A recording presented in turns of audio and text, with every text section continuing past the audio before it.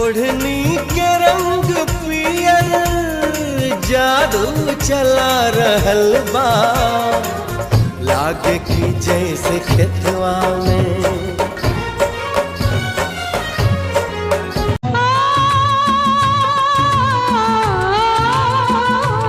उन आँखों का हंसना भी क्या,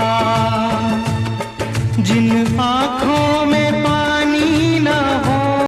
चल चाहिए उन्हें 10-20 छौड़ा सब दल कहोगे, एक दल कहोगे। गोविंदपुर के छौड़ा रंगाबाज ढोरी पचमा लल कहोगे।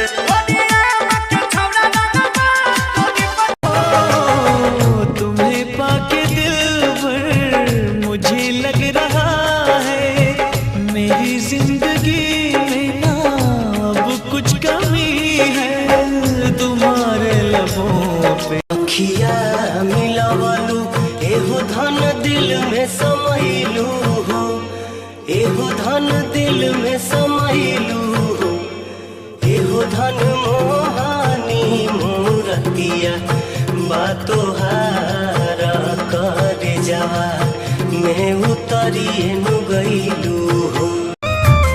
मीठी बतिया बतिया के तू हमसे नहीं लड़वली, हम न जानत रही कुछ तू हमके प्यार सिखवली, जाने कौन गलतिया हमारी हो गइल। तू न मिलबू करे जा, तू न मिलबू करे जा, मर जाई जहर से।